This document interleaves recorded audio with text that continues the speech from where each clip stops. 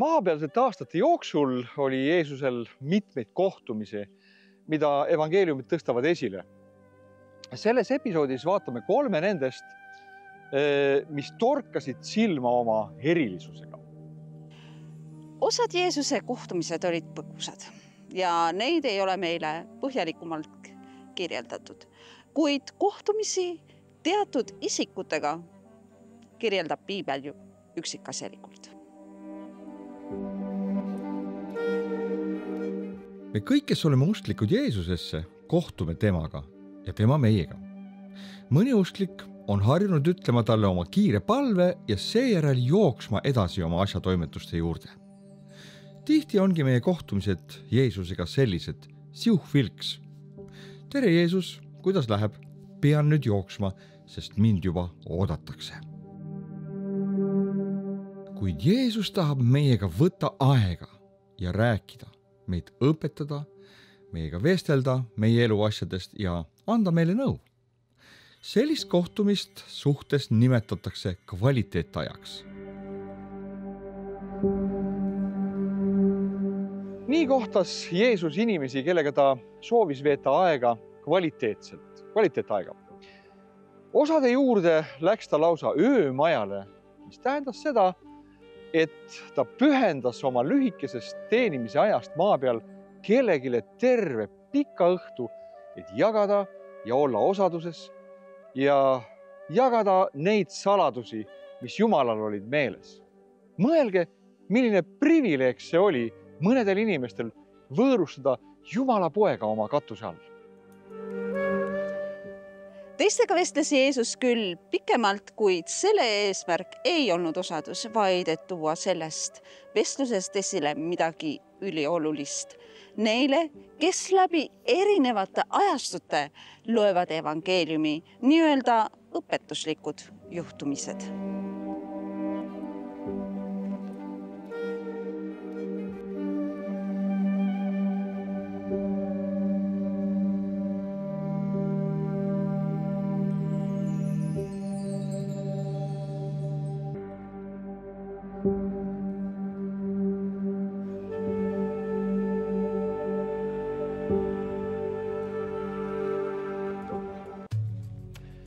Esimene märgiline kohtumine Jeesusel leidis aset kusagil Jeruusalemmas. Ja see oli eriline selle poolest, et talle lähenes üks juudi prominentne ülemus. Ta oli variser ja ta tegi seda ööpimeduses. Aga variseride hulgas oli inimene nimega Nikodemus, üks juutide ülemaid. Ta tuli ühel ööl Jeesuse juurde ja ütles talle, Rabi, me teame, et sa oled Jumala juurest tulnud õpetaja, sest keegi ei suudaks teha neid tunnustähti, mida sina teed, kui temaga ei oleks Jumal. Aga kui kellegil peaks olema selline küsimus, et miks mees tuli Jeesuse juurde öösel, mitte päeval nagu muud tavalised inimesed, siis ma arvan, et esimene salm sellest tekstist, mis me lugesime, peaks sellele ise vastama. Nimelt, Nikodemus kuulus variseride sekti. Variserid aga olid Jeesuse suurimad oponendid. Jeesuse kõrvaldamise võimaluste otsimine oli nende olulisem poliitika, sest nad tundsid endid ohustatuna Jeesuse poolt. Kuid Jeesus tahab meiega võtta aega ja rääkida, meid õpetada, meiega vestelda meie elu asjadest ja anda meile nõu. Sellist kohtumist suhtes nimetatakse kvaliteetajaks.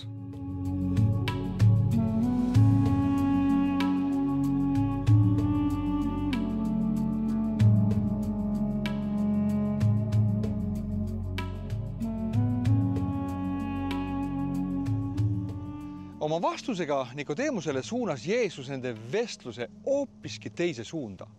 Inimese vajalikkusele sündida uuesti, mis on Uue Testamendi üks kõige olulisemaid, lausa fundamentaalseid õpetusi. Tõesti, ma ütlen sulle, kes ei sünni ülalt, ei või näha Jumala riiki. Jeesus nägi väga sügavale Nikodeemuse sisemusse. ta nägi tema avatust, kuid ka suurimat vajadust. Religioossed inimesed läbi aegade on lootnud oma päästes oma headusele ja vagadusele. See oli ka Nikodeemose usk, et mida vagam ja püüdlikum sa oled, seda rohkem on lootust saada igavene elu. Kuid Jeesus šokeeris teda. Sa pead sündima uuesti. Kuidas? Kas ma pean uuesti minema tagasi oma ema jõusse? Nikodeemos ajas sassi vaimsed ja füüsilised kogemused. Ja Jeesus võttis aega, et selle Iisraeli õpetajale selgitada rohujuure tasandil sündimise võrdpildiga, kuidas inimene peab saama uueks oma vaimus. Nikodeemos kuulas hinge kinni pidades, neelates iga Jeesuse sõna. Huvitav, et Jeesus valis just temale kõnelda Uue Testamendi kõige tsiteerituma salmi, mis on. Sest nõnda on Jumal maailma armastanud, et ta oma ainusündinud poja on andnud, et ükski, kes temasse usub, ei hukkuks, vaid et tal oleks igavene elu. Temast sai Jeesuse salajane jünger, võiksime öelda, et isegi agent suurkohtus. Temast kõneleb Johannes veel 2 kohas oma evangeeliumis. Esmalt, kui suurkohus kogunes, et otsustada, mida teha Jeesusega. Nikodeemus, kes kord varem oli Jeesuse juures käinud ja oli üks nende seast, ütles neile. Ega siis meie seadus mõista inimest süüdi enne, kui teda on üle kuulatud ja teada saadud, mida ta on teinud. Nad kostsid talle, kas ka sina oled galilealane? Huvitav, et isegi suurkohus sai aru, et Nikodeemose arusaamad Jeesuse kohta olid teistsugused kui neil. Ta ei olnud nendega ühel nõul Jeesuse mõrvamise otsuse osas. Ja veel kord kohtame Nikodeemost peale Jeesuse surma. Aga pärast seda palus Arimaatia Joosep, ta oli Jeesuse jünger, kuid salaja, sest ta kartis juute Pilatuselt luba võtta Jeesuse ihu. Ja Pilatus lubas. Siis ta tuli ja võttis Jeesuse ihu. Siis tuli ka Nikodeemus, kes kord varem oli tulnud Jeesuse juurde öösel ja tõi kaasa 100 naela, mürri ja aaloe segu.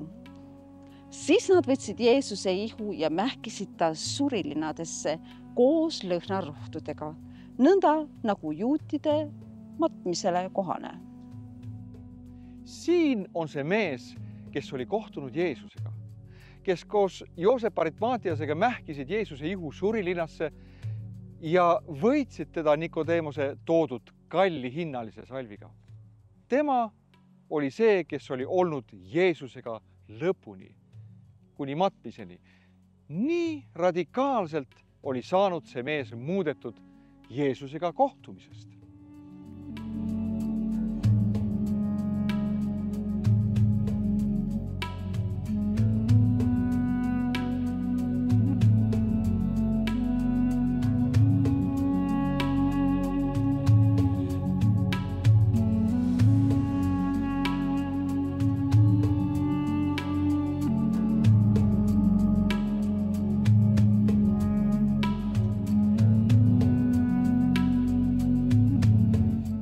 Järgmisena aga vaatame Jeesuse kohtumist hoopis teistsuguse mehega. Ta oli oma noorusaastates ja oli juba rikas. Milline imeline kombinatsioon. Juba noorusaastates oli tal raha, et oma unistusi teoks teha. Evangeeliumid ei räägi tema varanduse päritolust, kas see oli saadud pärandiks oma suguvõsalt või oli ta saanud rikkaks nagu paljud tänapäeva nooredki, mingi innovatiivse ärimudeli abil.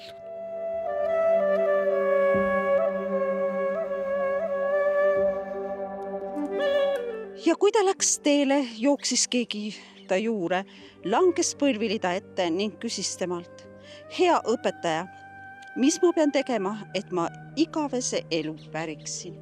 Aga Jeesus ütles talle, miks sa mind nimetad heaks? Keegi muu ei ole hea kui ainult Jumal. Käsud sa tead, sa ei tohi tappa, sa ei tohi abielu rikkuda, sa ei tohi varastada, sa ei tohi valet tunnistada, sa ei tohi kedagi petta, sa pead oma isa ja ema austama. Aga ta kostis ja ütles temale, õpetaja, seda kõike ma olen pidanud oma noorest põlvest alates. Ja Jeesus vaatas tema peale ja tundis armastust ta vastu ning ütles talle, üht asja on sulle vaja. Mine ja müü ära kõik, mis sul on ja anna vaestele ja sul on siis varandus taevas ja tule ning järgi mind. Tema aga jäi murelikuks selle sõna peale ja läks ära kurva meelega, sest tal oli palju vara.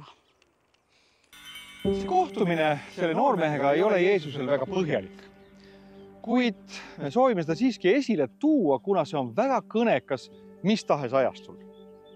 Selle näitega on tahetud ilmselt leida kinnitust uskumusele, et kui sa tahad olla vagausklik, siis sa peaksid kindlasti olema vaene. Või et rikkus takistab meid pääsemast sisse Jumala kuningriigi. Kuid kui me keskendume selle sõnumi peale, kui me keskendume selle nii-öelda varanduse peale ja selle rikkuse nii-öelda tõrjumise sõnumi peale, siis me tegelikult ebaõnnestume selle mõistmises, mis tegelikult selle loo tuum oli. Ta oli väga korralik noormees. Ütleksime meie täna tema kohta. Ta ei joonud, suitsetanud ega olnud ebamoraalne. Kuid ta tunneb selgesti oma südames üht seletamatut tunnetust, et tal on siiski midagi puudu. Oleks justkui kõik teinud, kuid ikkagi närib midagi hinges.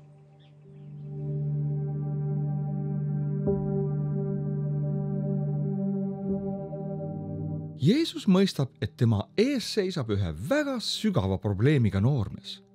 Tema küsimusel on tõsi taga.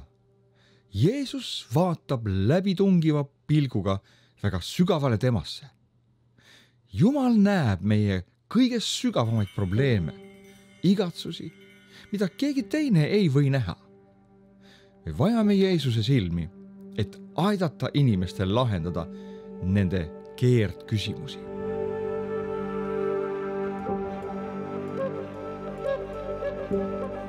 Üks asi on sul veel puudu, ütleb Jeesus talle. Noormehe näkku tõuseb koheselt sära. Ometi saab ta vastuse sellele painavale tundele, kuid vastus, mida Jeesus talle ütleb, ei ole mitte see, mida ta ootab. Kas meil on vahest sama? Me oleme justkui kõik teinud oma elus ja meie sees on selline näriv tunne. Midagi on veel puudu, midagi on veel vaja. Võib-olla Jumal oli tema sees seda talle ka nagu varem näidanud, aga ta oli selle koheselt maha surunud. Miks? Sest see ei meeldinud talle.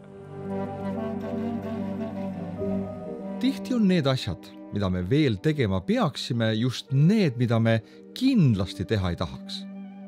Need on asjad, mis meile ei meeldi. Miks muutus see noormees kurvaks? Mitte sellepärast, et tal oleks liiga palju vara, mida on raske ära müüa, realiseerida. Teda ei kurvastanud varanduse müümise protsess, vaid varandus ise. See meeldis talle. See oli nii sügaval tema südames. Ta ei kujutanud ette oma elu ilma teenijateta, ilma luksuseta.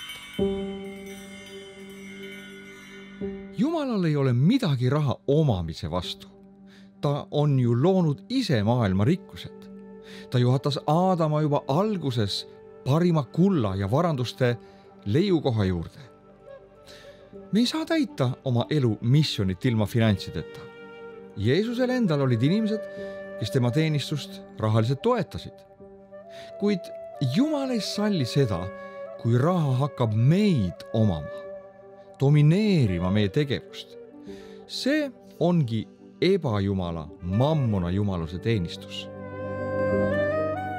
Ainus viis, kuidas selle probleemiga edukalt tegeleda, on anda see ära. Investeerida raha õigetesse allikatesse, Jumala riigi laienemisse. pane tähele, et Jeesus ei öelnud noormehele, mine ja põleta oma raha ära. Ei, ta ütles, et kui sa annad selle vaestele, siis on sul varandus taevas. See oli ülekanne, see oli investeering füüsilisest vaimsesse. Jeesus tegelikult ei soovinud teha seda rikast noormest vaeseks. See oli noormehe foobiline kujutluspilt Jeesuse sõnadest. Matteuse 6 ütles Jeesus, et kui meie Jumala kuningriigi ülesehitamisele ennast pühendame, siis antakse meile kõike muud peale selle. Me oleme finantslikult varustatud ja südames rahuldatud, sest me teame, et me teeme õiget asja. See on tõeline rikkus. Paljud kadestavad täna rikkaid, aga tegelikkuses on rahakad inimesed sageli sisemiselt väga õnnetud. Paljud neist on teinud isegi enesetapu, sest sisemine tühjus närib neid sedavõrd. Teadmine, et nad peaksid olema rahuldatud ja õnnelikud, kuid raha ei ole seda suutnud neile pakkuda. Seda koormat on liig raske taluda.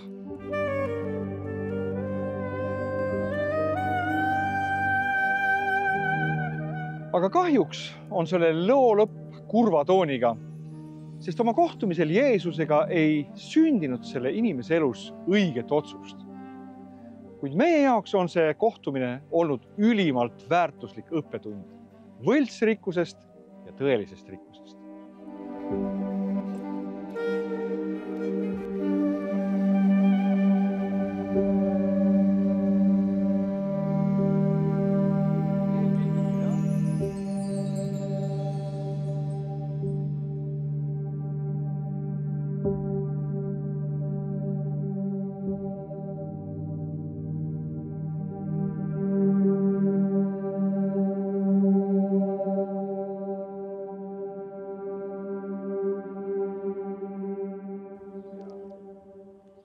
Ja tema tuli Jeeriko linna ja läks sealt läbi ja vaata, seal oli mees Sakkeus nimi ja see oli tölnerite ülem ja oli rikas. Ja ta püüdis näha saada Jeesust, kes ta on, aga ei saanud rahva pärast, sest ta oli väikese kasvuga. Ja ta jooksis ettepoole ja ronis metsviigipuu otsa, et teda näha, sest Jeesus pidi sealt kaudu minema. Kui nüüd Jeesus sinna paika jõudis, vaatas ta üles ja nägi teda ning ütles temale, Sakkeus, tule usinasti maha, sest täna ma pean jääma sinu kotta.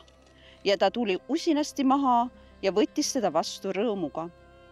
Seda nähes nurisesid kõik ning ütlesid, tema on ühe patuse mehe juurde läinud jalgu puhkama. Aga Sakkeus astus issanda ette ning ütles, vaata issand, poole oma varandusest ma annan vaestele ja kui ma kellelegi olen ülekohut teinud, annan ma 4-kordselt tagasi. Siis Jeesus ütles temale, täna on sellele kojale õnnistus tulnud, sest ka tema on Abrahami poeg.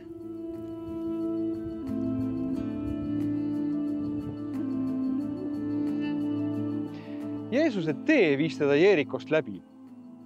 Tal tegelikult ei olnudki plaani, et sinna jääda öömajale.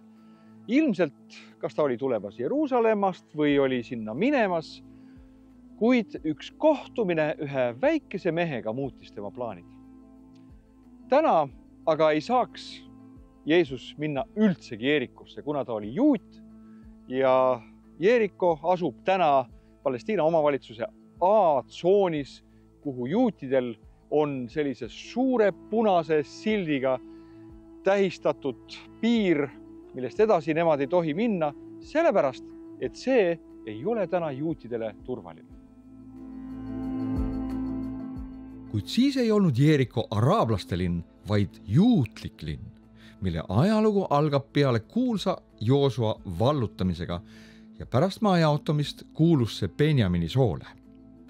On huvitav märkida, et Joosua needusele vaatamata otsustas Ahabi ajal keegi Peeteli mees nimega Hiiel ehitada linna uuesti ülesse ja maksis selle eest oma poja Abirami surmaga.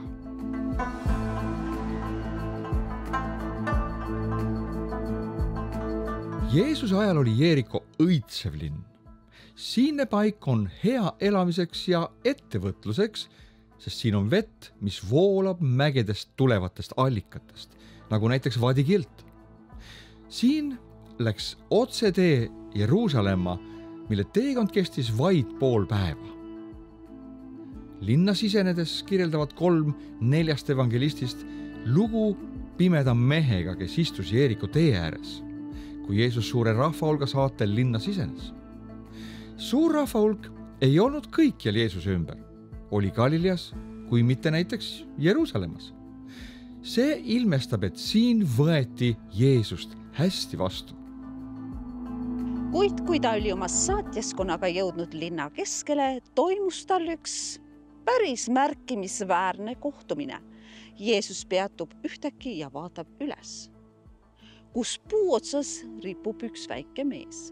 Ta on seal vaid ühel põhjusel, näha kas või ükskordki Jeesust. Milline igatsus oli Sakkeusel, mis pani teda ronima puu otsa. Aga nüüd ta ei osanud üldse unistadagi sellest, mis juhtuma hakkas järgmisel.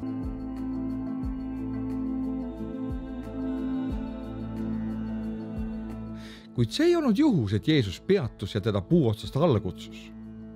Jumal vastab meie igatsusele ja meie näljale.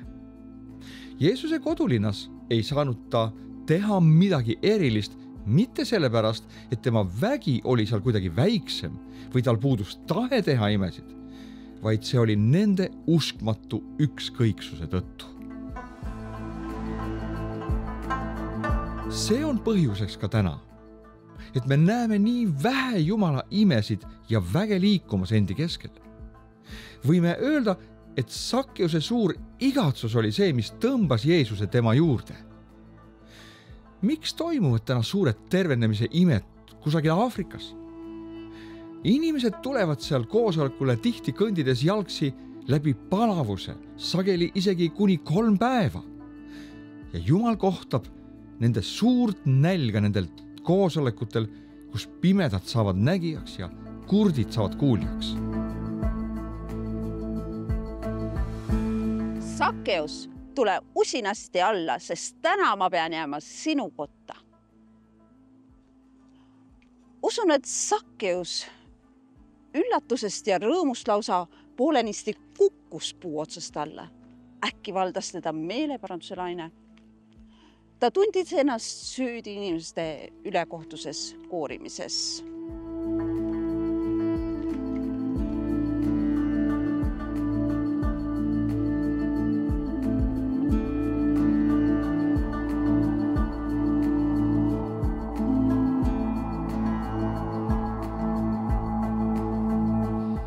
Ta andis lubaduse poole oma varandusest kohe anda vaestele. Kuid see teine lubadus anda 4-kordselt neile, kellele ta ülekohut on teinud, oli veelgi tõsisem. Ma usun, et sinna läks kogu tema teine pool varandusest ja võib-olla jäi isegi puudu, sest hagejaid oli kindlasti ohtrasti. 4-kordne varga kompensatsioon oli Moosese seaduses kohustuslik, kui varas kinni püütakse.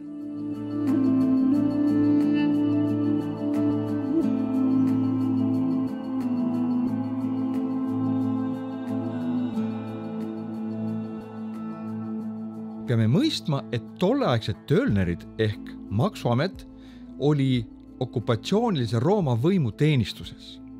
Nende ülesanne oli koguda rahvalt ette määratud summa. Kuid oma positsiooni kuritarvitades võtsid nad alati palju enam, kui oli määratud, et oma taskuid korruptiivsel moel täita. Seepärast vihatigi töölnereid. Neid inimesi, kes oleks Jeesust enda juurde öömajale soovinud, oli Jeerikos kindlasti palju. Arvati, et ehk linnapea või keegi suurnikest vürstidest on vääriline võõrustama Jeesust. Kui Jeesus teatas, et ta läheb hoopis selle patukoti juurde, siis oli nurinat ja kadedust palju. Mõelge, milline privileeg see oli Sakkeusele. ta sai süüa õhtust koos Jeesusega, kuulata tema õpetust, küsida kõiki oma küsimusi, mis tal olid. See oli õhtu, mis muutis tema elu. Kuid kõige olulisem siin loos on see, et tol päeval tuli sellele Abrahami pojale ja tema kojale pääste. On huvitav täheldada, et mitte Jeesus ei öelnud Sakkeusele, et nüüd sa pead oma varandusega hüvasti jätma. Jeesusega kohtumine, vaid üks pilk selle puu otsas istuva mehe silmadesse, sulatas selle kalgi vargas südame ja muutis tema ühe hetkega sulavahaks.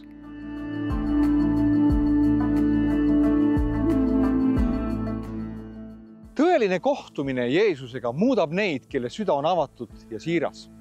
Need kohtumised muutsid ühtede elu igaveseks, teised, kes ei olnud siirad, läksid ära kurvana, ilma muutus kogemata. Kolmandad lausa pahandusid temast, vihastusid ja religioosne eliit lausa otsis tema surma. Selline mõju on kohtumisel Jeesusega. Ole avatud ja siiras. Siis sa saad kogeda tema puudutust, mis jätab kustutamatu jälje sinu ellu igaveseks.